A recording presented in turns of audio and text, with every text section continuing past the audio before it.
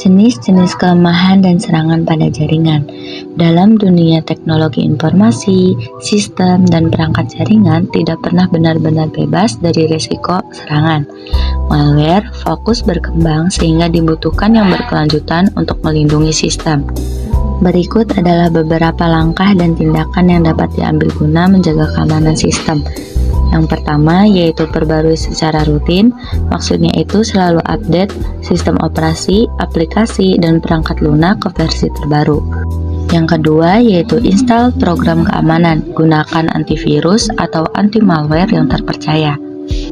Yang ketiga, hati-hati dengan tautan atau lampiran mencurigakan. Jangan sembarangan klik link atau buku lampiran dari email atau web yang tidak dikenal. Yang keempat, gunakan firewall. Aktifkan firewall untuk memantau lalu lintas internet. Yang kelima, buat cadangan data backup. Untuk apa? Jika sistem terkena serangan, data cadangan bisa membuat mengendalikan informasi yang hilang. Yang keenam, perhatikan izin aplikasi, karena izin aplikasi secara berlebihan bisa menjadi celah masuknya malware. Yang ketujuh, edukasi pengguna. Kita harus peka terhadap tanda-tanda malware, misalnya itu pelan mencurigakan atau aktivitas tidak bisa. 8. Mantau aktivitas jaringan untuk mendeteksi aktivitas mencurigakan yang mungkin merupakan tanda adanya malware. Jenis-jenis ancaman keamanan cyber. Drive-by download. Drive-by download adalah serangan malware yang otomatis terunduh saat kita mengunjungi situs tertentu melalui browser tanpa izin pengguna. Cara mengatasinya: 1. Hati-hati saat browsing, jangan buka situs mencurigakan. Yang kedua, selalu update dengan patch terbaru. Yang ketiga, gunakan software anti-malware yang terpercaya dan rutin diperbaharui. Ransomware adalah malware yang menginskripsi file atau mengunci perangkat lalu meminta tebusan agar data bisa diakses kembali. Cara kerjanya, file terinskripsi dengan algoritma kuat, sulit dibuka tanpa kunci enskripsi. Korban dipaksa membayar tebusan untuk mendapatkan kunci. Penyebarannya bisa lewat phishing, lampiran file, situs web berbahaya, unduhan sengaja atau otomatis, atau disebut juga dengan drive-by download. Dampaknya, setelah menginfeksi, ransomware bisa mematikan sistem keamanan jaringan dan menyebar ke perangkat lain. Ada beberapa tipe-tipe ransomware. Yang pertama, crypto ransomware menginskripsi file dengan algoritma kuat dan meminta tebusan dalam mata uang kripto. Yang kedua, ada logical ransomware. Ini mengunci fungsi perangkat dan meminta tebusan untuk mengembalikan akses. Yang ketiga, ada scarewall. Ini menampilkan pesan palsu dan mengancam untuk meminta bayaran. Yang keempat, ada doxware. Ini membuka atau mempublikasikan data pribadi dan meminta tebusan untuk tidak mempublikasikan data. Yang kelima, ada mobile ransomware. Ini menyerang perangkat mobile dan menginskripsi data atau memblokir akses perangkat. Yang keenam, ada ransomware as a service atau RAS, menyediakan jasa serangan ransomware bagi pihak lain. Yang ketujuh, ada double extortion. Ini adalah menginskripsi file dan mengancam untuk mempublikasikan data jika tebusan tidak dibayar.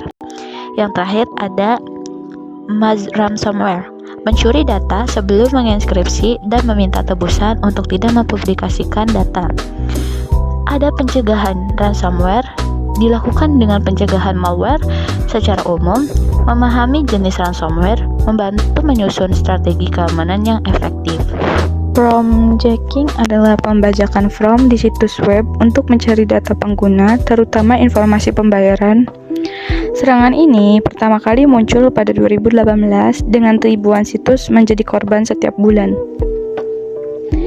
Cara kerjanya, kode berbahaya atau JavaScript atau aplikasi pihak ketiga mengeksploitasi kelemahan situs.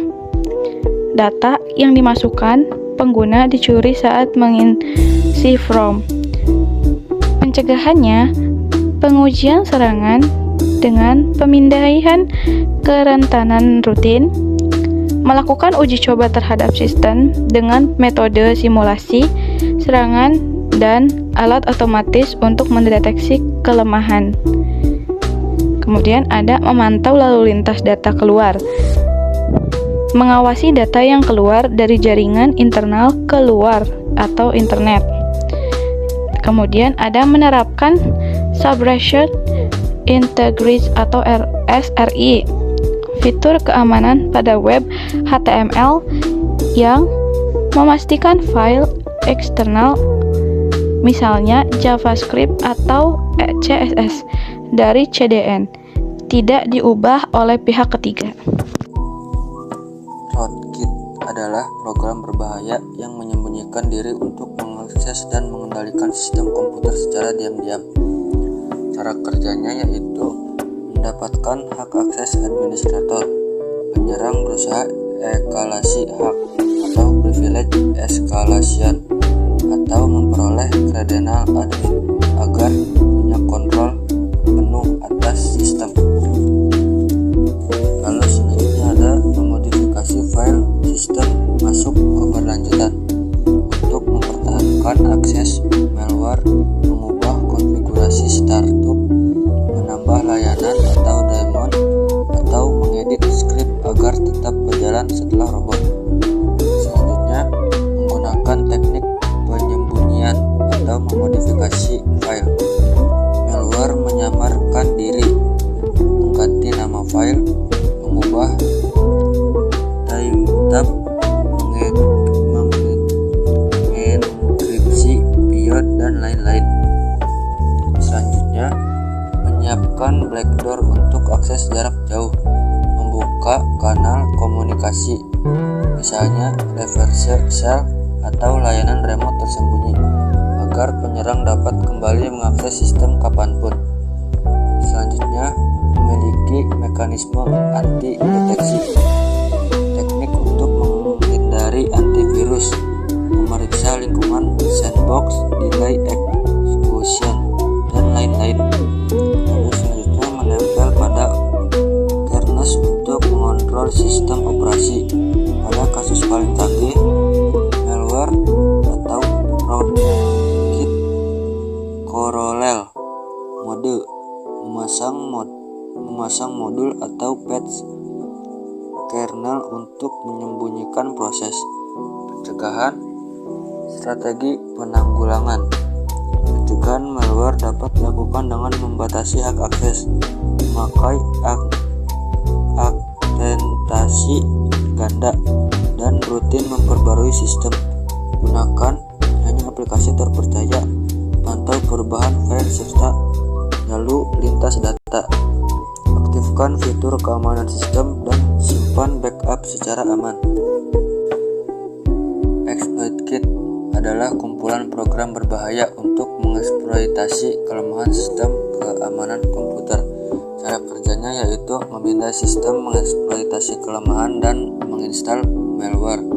Contoh ExploitKit yang pertama ada Black Hole, eksploitasi browser web, Adobe Flash Player, Java. Yang kedua ada Angsar, gabungkan exploit untuk sebesar ransomware, trojan perbankan. Yang ketiga ada Nuklir, target browser web, Adobe Flash Player, Microsoft Silverlight. Yang keempat ada Ring, eksploitasi browser web, Adobe Flash Player, Java, Microsoft Silverlight, sebar ransomware dan trojan perbankan. Penanggulangan. Pertama, perbarui dan install tambalan keamanan. Setiap sistem operasi dan aplikasi memiliki celah keamanan yang bisa memanfaatkan penyerang. Yang kedua, edukasi pegawai tentang kebiasaan aman berselancar di internet. Pegawai bisa lebih waspada terhadap ancaman seperti phishing, email mencurigakan, situs palsu, atau unduhan berbahaya. Yang ketiga, langkah-langkah penanggulangan malware. Penanggulangan dilakukan dengan update patch, edukasi pegawai, serta scan, isolasi, dan pemulihan data dari malware. Botnet. Botnet adalah sekumpulan perangkat yang sudah terinfeksi malware dan dikendalikan oleh bootmaster. Cara kerja: penyerang mencari celah keamanan, lalu menginfeksi perangkat melalui email, tautan, atau rekayasa. Setelah itu, bootmaster mengaktifkan dan mengendalikan perangkat yang terinfeksi untuk melakukan serangan. Jenis serangan: DDoS. DDoS berbentuk membanjiri server hingga tidak bisa diakses. Spam. Spam ini mengirim pesan iklan dalam jumlah yang sangat besar. Pencurian data. Pencurian data ini adalah mengambil informasi pribadi ataupun informasi yang penting. Klik iklan berbayar. Jenis serangan ini memanfaatkan bot untuk mengklik iklan demi keuntungan. Yang terakhir, mining mata uang digital atau memakai perangkat korban untuk menambang kripto. Pencegahan: dengan memperbarui perangkat lunak, berhati-hati pada email atau tautan mencurigakan, serta menerapkan langkah penanggungan malware. Serangan APT. Serangan APT adalah serangan siber jangka panjang yang dilakukan kelompok hacker untuk mencuri informasi keuangan, data penting, atau melakukan espionage. Tujuan dari serangan APT itu mencuri informasi keuangan, data keamanan penting, atau memata-matai target. Akses awal, social engineering, phishing, malware, exploit, kit, dan teknik canggih lainnya. Setelah berhasil masuk, penyerang bergerak lebih dalam untuk menguasai sistem dan mencuri data. Langkah penanggulangan APT: 1. Gunakan autentikasi ganda. Menambahkan lapisan keamanan ekstra agar akun lebih sulit dibobol. 2. Sistem deteksi dan respon ancaman canggih menggunakan teknologi khusus untuk mendeteksi aktivitas mencurigakan dan merespon serangan lebih cepat. 3. Pembaruan rutin patch perangkat lunak menutup celah keamanan pada sistem atau aplikasi agar tidak dimanfaatkan penyerang. 4. Edukasi pegawai, meningkatkan kewaspadaan serangan terhadap phishing, email mencurigakan, dan lain-lain. 5. Implementasi CIEM, Security Information dan Event Management, memantau dan analisis 109 keamanan real time. 6. Rencana mitigasi serangan menyeluruh, siapkan prosedur di darurat dan pemulihan. 3. Mengelola hak akses.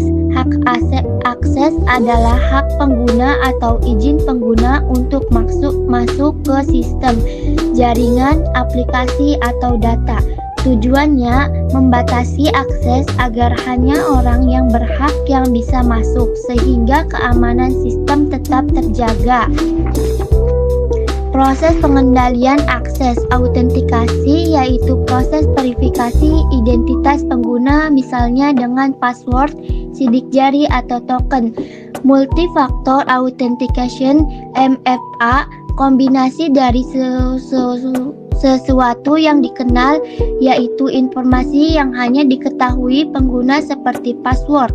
Sesuatu yang dimiliki yaitu perangkat atau benda yang dimiliki pengguna seperti kartu akses. Sesuatu yang melekat, karakter unik, dan penggunanya biasanya berapa biometrik seperti sidik jari. 2. Autentikasi, menentukan hak, tingkat akses yang diberikan setelah identitas diverifikasi. Misalnya, apakah pengguna hanya bisa membuka data tertentu atau juga bisa mengubahnya. Kemudian ada bentuk pengaturan akses, yaitu akses ke jaringan, misalnya Wi-Fi atau VPN. Akses ke sistem, yaitu login ke komputer atau server. Akses ke data, yaitu melihat, mengedit, atau menghapus file. Strategi pengaturan hak akses. Yang pertama ada Discretionary Access Control atau DAC, yang dimana hak akses ditentukan oleh pemilik data atau sumber daya. Contohnya itu pemilik file di komputer Windows atau Linux bisa mengatur siapa saja yang boleh membuka. Jadi, yang punya file ini bebas tentuin siapa aja yang boleh buka. Yang kedua ada Mandatory Access Control atau MAC. Ini adalah hak akses ditentukan oleh kebijakan keamanan sistem, bukan oleh pemilik data. Contohnya itu hanya orang level tertentu yang bisa membukanya. Jadi yang ngaturnya itu sistem keamanan ya. Contohnya itu ada orang yang punya izin rahasia, bisa lihat semua data. Sedangkan orang yang cuma punya izin konfidensial nggak bisa lihat rahasia. Sedangkan orang biasa cuma bisa lihat yang publik. Jadi bukan pemilik file yang mutusin ya, tapi sistem yang udah bikin aturan berdasarkan level keamanan tadi. Yang ketiga ada Role Based Access Control atau RBAC, yang dimana hak akses ditentukan berdasarkan peran atau role pengguna dalam organisasi. Contohnya itu, staf keuangan hanya bisa mengakses data keuangan, sedangkan HRD bisa akses data karyawan. Jadi ini tuh sesuai peran atau jabatan ya. Yang keempat ada Attribute Based Access Control atau ABAC, yang dimana hak akses ditentukan berdasarkan atribut, seperti identitas pengguna. Contohnya itu, pegawai hanya bisa mengakses sistem dari kantor pada jam kerja. Jadi aksesnya tergantung kondisi, kayak cuma bisa login dari kantor pas jam kerja.